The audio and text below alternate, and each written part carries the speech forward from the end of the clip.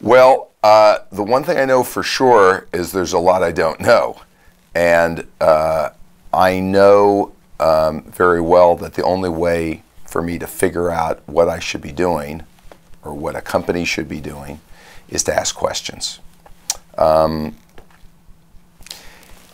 I know with quite a bit of conviction that the more confident you are, the more you're willing to ask questions. A lot of people believe that if you're highly confident and you really are expert, you don't need to ask a lot of questions, that you should have the answers.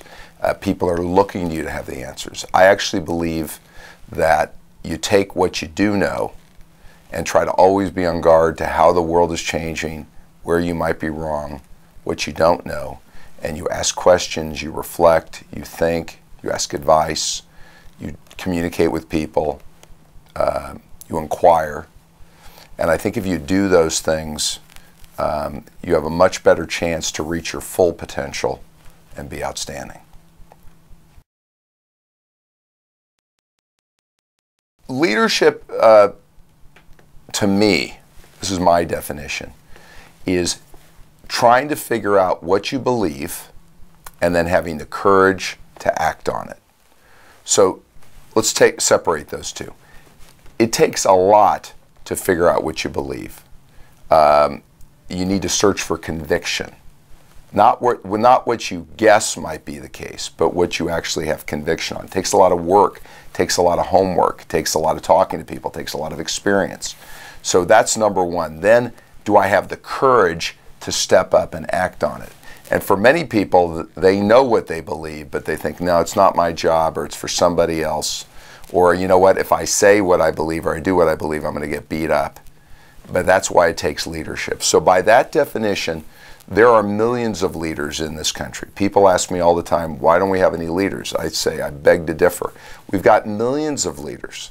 Anyone who does what I just said, a single head of family, a radio announcer, someone in the military, an entrepreneur, head of a nonprofit.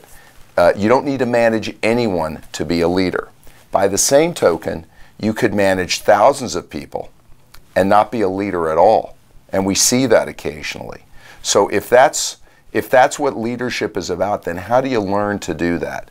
And I guess I always talk about there are two streams of activities going on.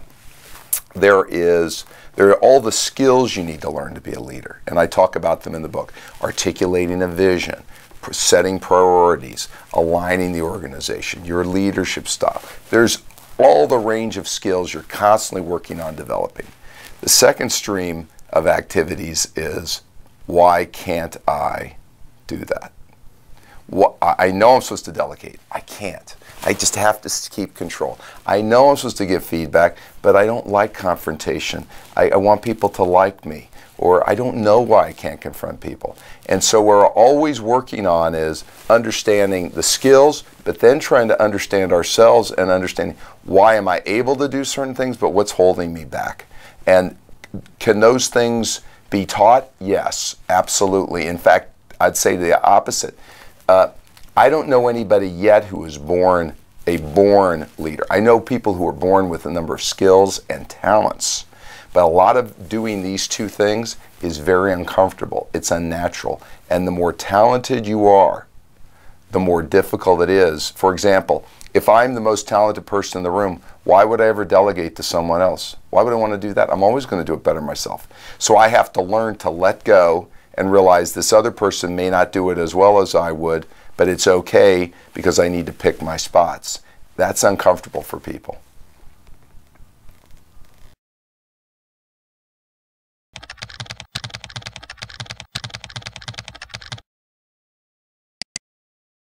Well, there are a lot of things I would like to know. The longer I'm around, the more I learn about new industries, new innovations that I didn't know anything about, and I'm interested in learning about them.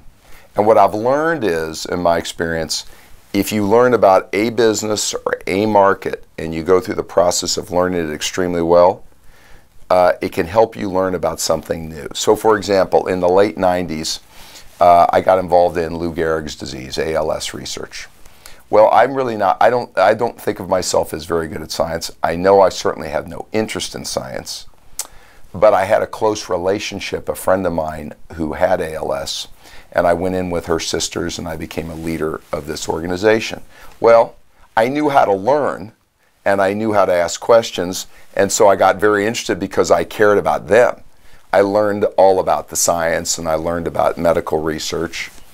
And what I learned from that, and many times since then, if you understand the process of learning and you're open to learning, all these new areas that I get involved in, I now realize I can do. I never thought I could write a book. You asked me 3 years ago, will you ever write a book? I'd say, no way. No way. I'm not going to do that. And I realize if you're open to learning, you can learn how to do it. And it's a great experience. So there are many things I'm interested in now, and I could rattle them off. I'm constantly trying to learn more about the markets. I'm constantly trying to learn more about different industries. I'm constantly trying to understand how we can get people to collaborate more in this country and in the world so that we can get some of our problems solved. I'm still learning about healthcare and healthcare reform because it's like a Rubik's Cube.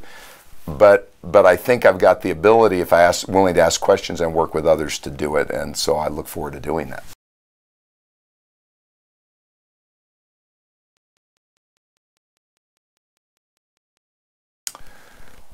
Well, a great leader first has to decide what their vision is. What is your vision? What is your aspiration? Everyone listening to this, you may say, that's not me, I don't have a vision, I'm not a leader. Yes, and I would push back and say, you do have a vision. What do you daydream about? When you imagine yourself doing something great, what is it you're doing? You do have a dream, we all do. What is it? A great leader gets a grip on what that dream is and then communicates it, sets priorities to achieve it, communicates them to others, and together they can do something great.